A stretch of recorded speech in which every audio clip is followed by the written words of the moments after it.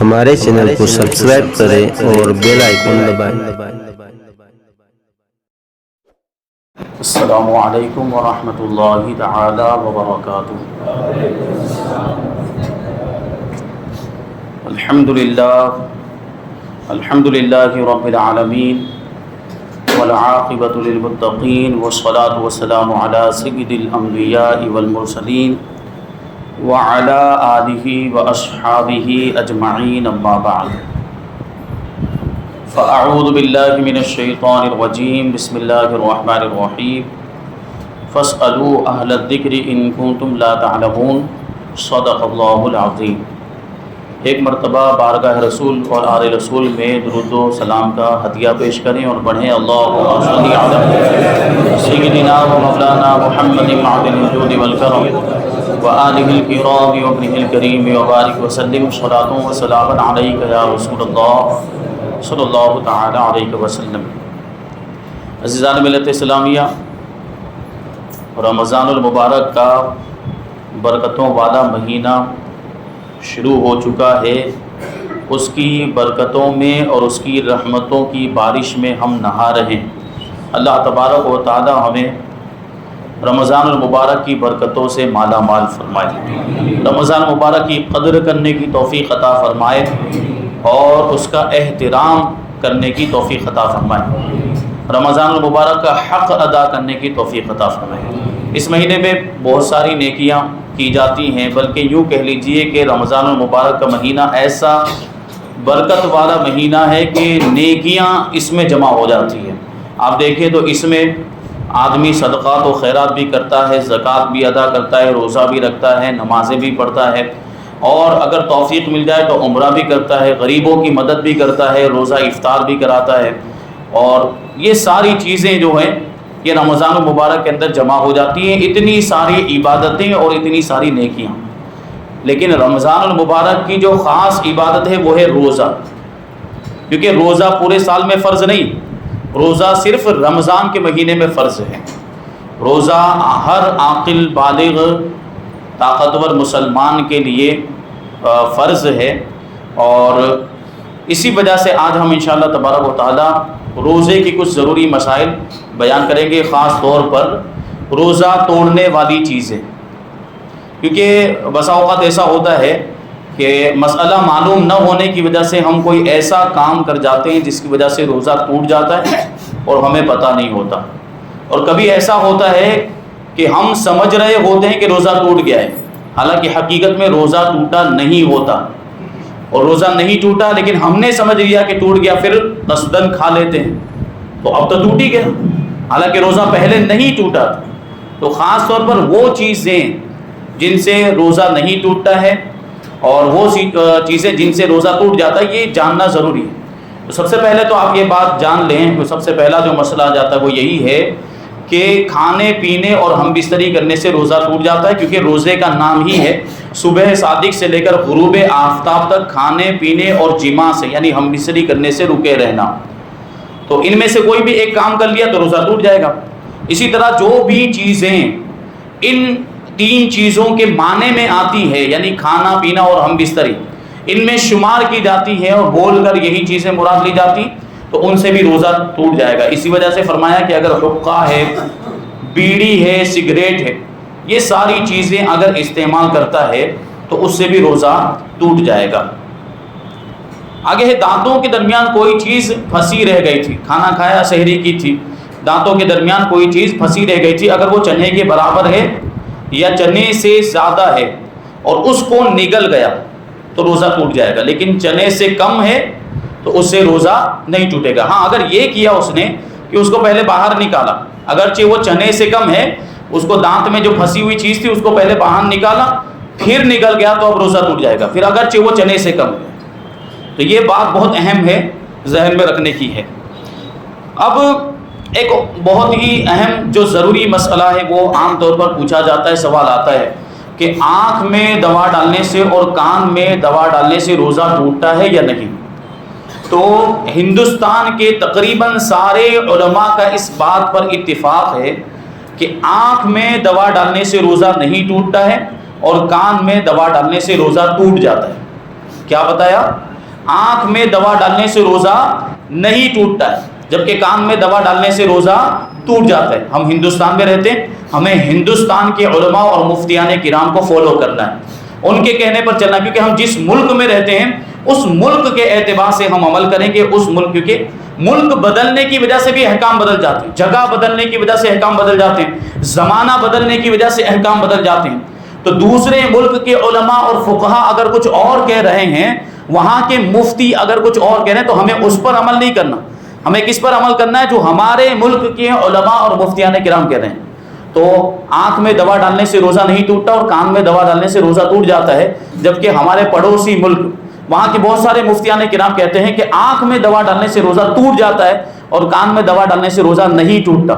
تو ہمیں وہ جو سرچ کرتے ہیں نا، یوٹیوب پر دیکھیں گے، گوگل پر دیکھیں گے، مفتی گوگل سے سوال پوچھتے ہیں۔ بھائی مفتیان کرام موجود ہیں، جب علماء کرام ہمارے شہر میں موجود ہیں، ہمارے علاقے میں موجود ہیں، تو ہم ان سے جا کر پوچھیں نا، گوگل پہ کیوں سرچ کرتے ہیں؟ وہاں رہنمائی حاصل ہونے کی جگہ پہ آدمی اور زیادہ گمراہ ہو جاتا ہے، کیونکہ گوگل پہ اور یوٹیوب وغیرہ پر صرف ہمارے ہی علماء نہیں ہیں، بلکہ غیر علماء بد مذہب بھی ہیں، انہوں نے بھی اپنی چیزیں ڈالی ہوئی ہیں۔ اب اس میں سرچ کریں گے، کوئی ایسی بھلتی چیز آ گئی اور وہ سن لیا ہم نے، اور اس کی وجہ سے ہم صحیح راستے پہ جانے کی بجائے غلط راستے پر چلے جائیں گے۔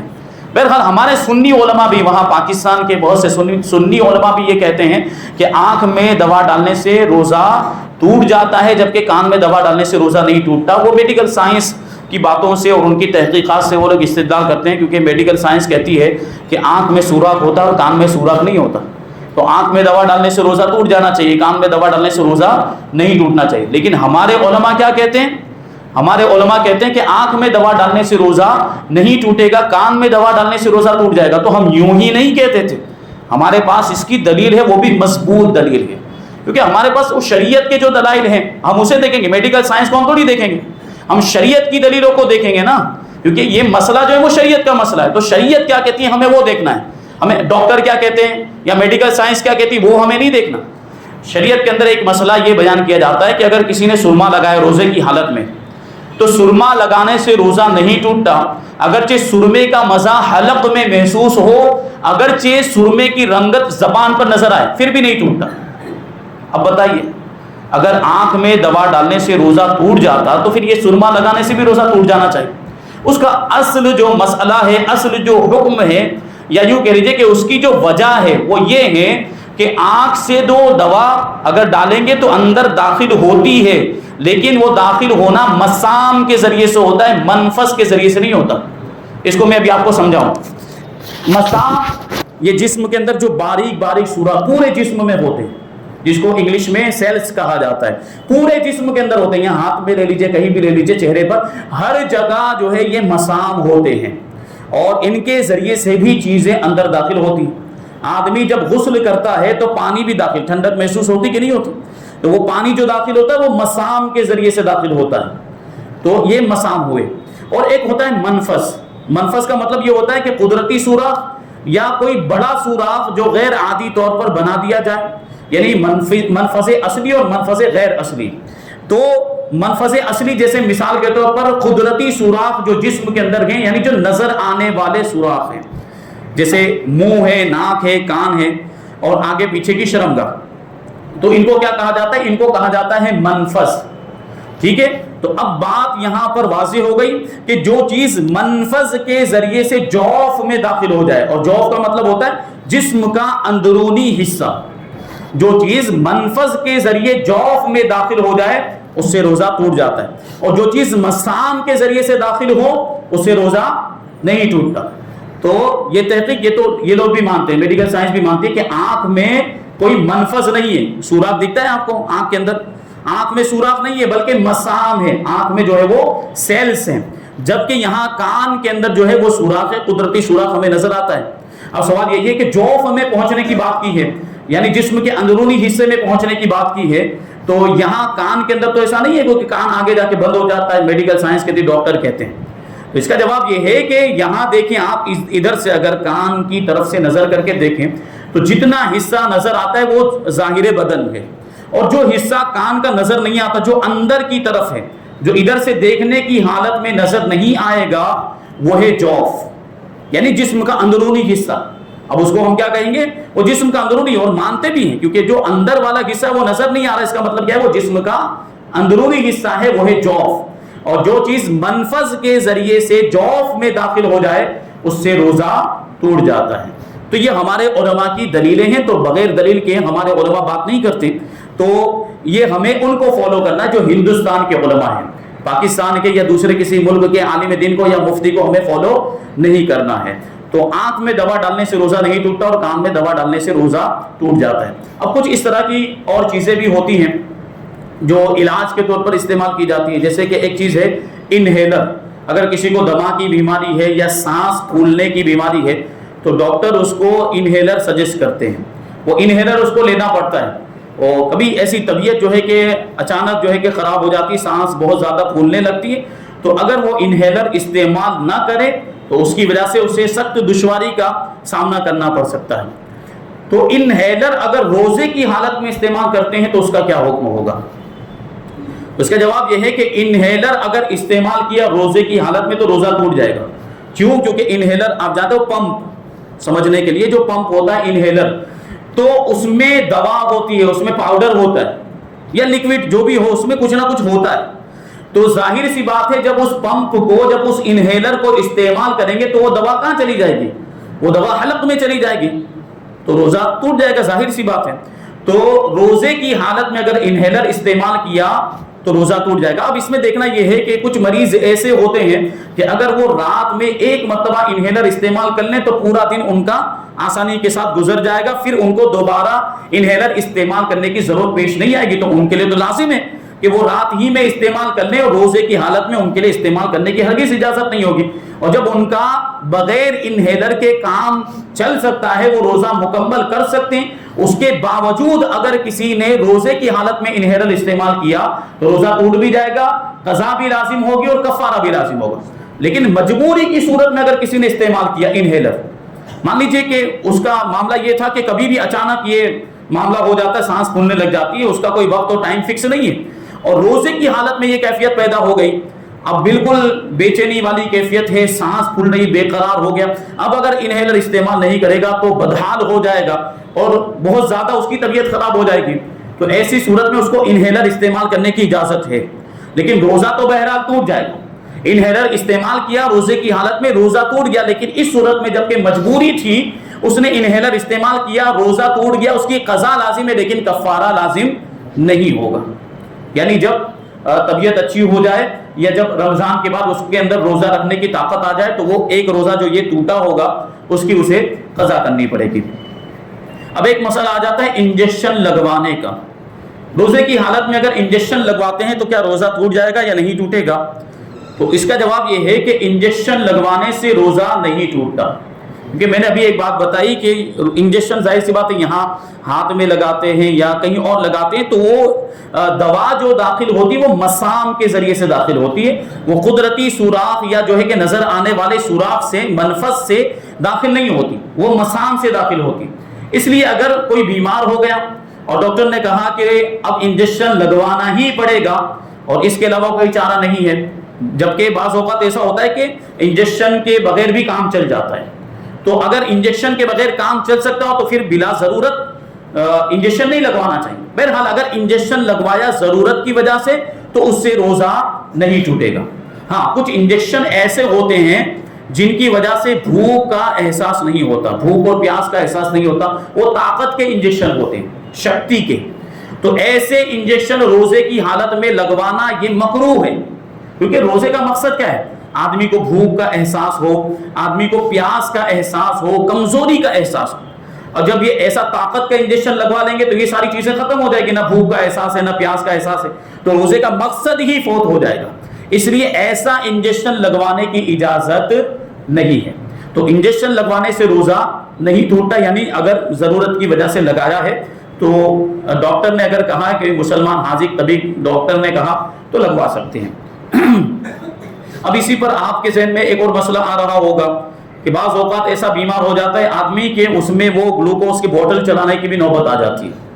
کبھی ایک تو صورت یہ ہے کہ آدمی ایسا بیمار ہو گیا ہے کہ اب روزے کو مکمل نہیں کر سکتا، تو گلوکوز تو پھر وہ ایسی طبیعت خراب ہو جاتی تبھی نا، تو جب اتنا زیادہ بیمار ہو جائے تو خود بخود روزہ توڑنے کی اجازت ہو جاتی ہے، بہرحال قضا لازم ہوگی، یعنی اتنا سخت بیمار ہو گیا کہ اب روزہ مکمل نہیں کر سکتا، وہ زیادہ کمزور ہو گیا بیماری کی وجہ سے، تو وہاں روزہ توڑنے کی ویسے ہی اجازت ہوتی ہے۔ لیکن بہرحال اگر کسی صورت میں وہ بوٹل چڑھانے کی ضرورت پیش آ گئی اور بوٹل چڑھائی، ٹھیک ہے، گلوکوز کی بوٹل چڑھائی، تو انجیکشن سے جس طریقے سے روزہ نہیں ٹوٹتا، وہ گلوکوز کی بوٹل چڑھانے سے بھی روزہ نہیں ٹوٹے گا۔ ہاں بعض اوقات ایسا ہوتا ہے کہ گلوکوز کی گولیاں آتی ہیں یا گلوکوز کی سیرپ آتی ہے یا وہ گلوکوز کا پاؤڈر آتا ہے، اگر اس کو استعمال کیا تو ظاہر سی بات ہو تو حلق میں جائے گا، منہ سے لے گا اگر وہ، تو یہ تو سب جانتے ہیں کہ منہ سے کوئی بھی چیز اندر داخل کرے گا تو روزہ ٹوٹ جائے گا۔ یہ بات چل رہی ہے جو رگ میں جو انجیکٹ کیا جاتا ہے بوٹل کو اور اس کے ذریعے سے وہ گلوکوز چڑھایا جاتا ہے، اس سے روزہ نہیں ٹوٹتا۔ اب ایک سوال یہ آ جاتا ہے کہ بیمار ہو گیا اور ڈاکٹر نے خون ٹیسٹ کروانے کے لیے کہا، تو اب روزے کی حالت میں خون ٹیسٹ کروانا کیسا؟ کیونکہ ظاہر سی بات ہے خون ٹیسٹ کروانے کے لیے، خون کی جانچ کروانے کے لیے خون نکالنا پڑے گا، تو اگر خون نکالا جسم سے تو روزے پہ کوئی فرق پڑے گا کہ نہیں پڑے گا؟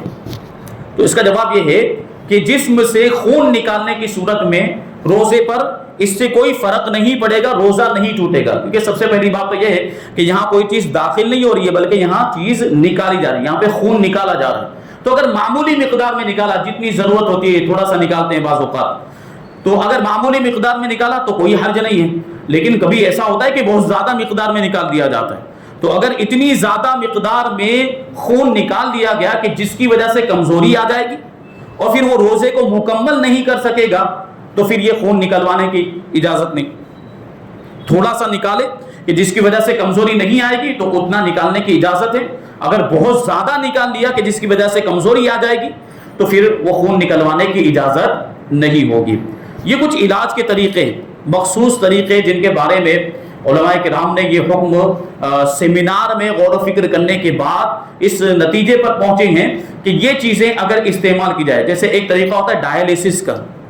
حالانکہ عام حالات میں یہ ایسے کیس نہیں ہوتے، بہت کم لوگ کے یہ ایسے کیس ہوتے ہیں، تو اگر روزے کی حالت میں ڈائلیسس کرنے کی ضرورت پیش آ گئی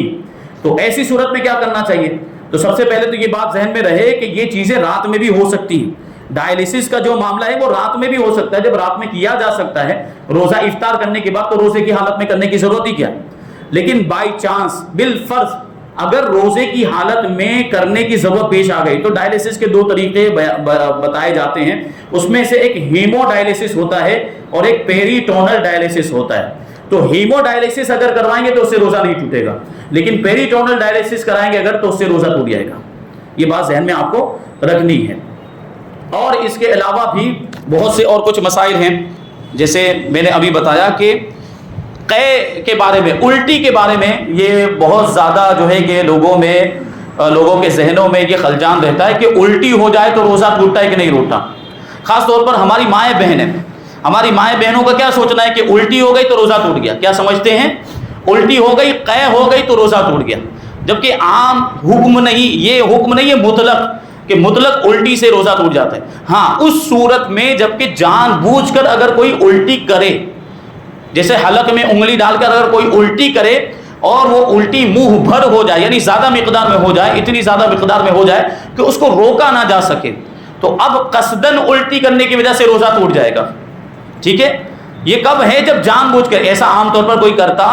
نہیں، کون ایسا ہے جو روزے کی حالت میں انگلی ڈال ڈال کے الٹی کرے گا؟ عام طور پر ایسا نہیں ہوتا۔